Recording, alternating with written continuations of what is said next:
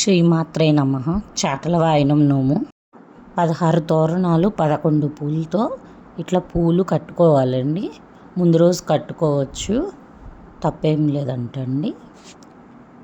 ఇలా 16 తోరణాలు 11 పూలతో కట్టి ఉంచుకున్నాం. చాటలను ముందు రోజు కడిగి శుభ్రంగా ఇలా కడుక్కొని ఇలా పసుపుతో వాటికి రాసి కుంకుమ బొట్లు పెట్టుకోవాలండి. మొత్తం చాటంతా పసుపు రాసుకోవాలండి. ఎక్కడ గ్యాప్ లేకుండా మొత్తం ఫిల్ అయ్యేలాగా చూసుకోవాలి. అవి ఆరేదాకా పక్కన పెట్టామండి.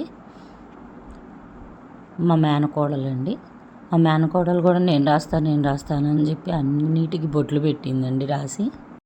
వాయినాలు ఇయటం కోసం అన్నీ కోను, బొట్టు బిళ్ళలు, అద్దము, కాటుక, కుంకంబర్ని, జాకెట్ ముక్క, ఆకు, ఒక్క ఇట్లా అన్నీ ముందు రోజే ప్యాకింగ్ చేసుకొని అన్నీ ఒక కవర్లో ప్యాక్ చేసుకున్నామండి. మార్నింగ్ లేచి పూజ కోసం అన్నీ సిద్ధం చేసుకుంటున్నామండి. ఇట్లా 16 ఉండలు చలివిడి చేసుకొని ఉంచుకోవాలి. చాటలన్నీ 16 చాటలు ఇట్లా వరుసగా పెట్టుకొని చేసుకున్న వాయనాలన్నీ దాంట్లో పెట్టుకున్నామండి. కింద ఏదైనా కొత్త చీర పరిచి దాని మీద పెట్టాలండి చాటలన్నీ. తర్వాత చలివిడి ఉండలు కూడా 16 చొప్పున ఒక్కొక్క చాటలో అలా ఒక కవర్లో వేసి ఉంచామండి. తోరణాలు ఒక్కో దాంట్లో ఒక్కోటి పెట్టుకున్నామండి. ఇలా అన్నిటిలో అన్నీ ఏమీ మిస్ అవ్వకుండా అన్నీ వచ్చినాయో లేవో ఇలా చెక్ చేసుకోవాలండి. కాయలు కూడా పెట్టేసేసామండి. అన్ని 16 చాటలు మొత్తం ఇట్లా శాల్తీలతో అన్నీ కంప్లీట్ చేసేయాలండి. తర్వాత ఆ చాటల పైన బోర్లు ఇచ్చుకోవాలండి. మళ్ళీ ఇంకొక చాట అట్లా బోర్లు ఇవ్వాలంటండి ఇంకో చాట కూడా. అందుకే 16 జతలు కావాలి. ఇట్లా వాయనం అంతా పెట్టుకున్నాము. అమ్మవారికి పూజ అయిపోయిన తర్వాత మళ్ళీ మేము బయట పూజ చేసుకోవటం కోసం ఏర్పాట్లు చేసుకున్నాము. పూజ స్టార్ట్ అయ్యిందండి. పూజకు కావాల్సినవన్నీ సిద్ధం చేసుకున్నాము. పూజకి అమ్మ వెండి చాట కూడా తీసుకొచ్చిందండి. చాలా బాగుందండి. 20 గ్రామ్స్ 30 గ్రామ్స్లో కూడా వస్తున్నాయి. పూజ స్టార్ట్ అయ్యిందండి.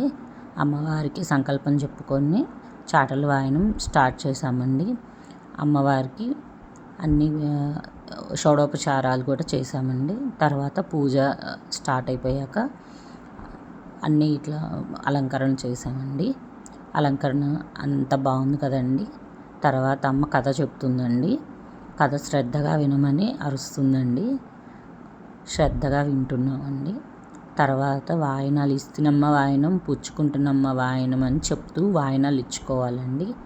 నేను ఇచ్చుకున్న తర్వాత మా చెల్లికి తీర్చారండి. మా చెల్లి కూడా ఇస్తున్నమ్మ వాయనం, పుచ్చుకుంటున్నమ్మ వాయనం అని మా మరదలకి ఇచ్చిందండి. ఇలా చాటలన్నీ ఇచ్చేసిన తర్వాత మనం వాటిని మళ్ళీ పట్టుకోకూడదండి. ఇల్లంతా చుట్టాలతో బంధువులతో ఆనందంగా సంతోషంగా నిండి ఉందండి. అందరూ వచ్చారండి.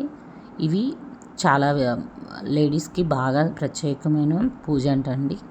ఇది బాగా ఇష్టంతో చేసుకుంటే భర్త ఆయురారోగ్యాలతో సుఖశాంతులతో చల్లగా ఉంటారని పెద్దల నమ్మకం అండి.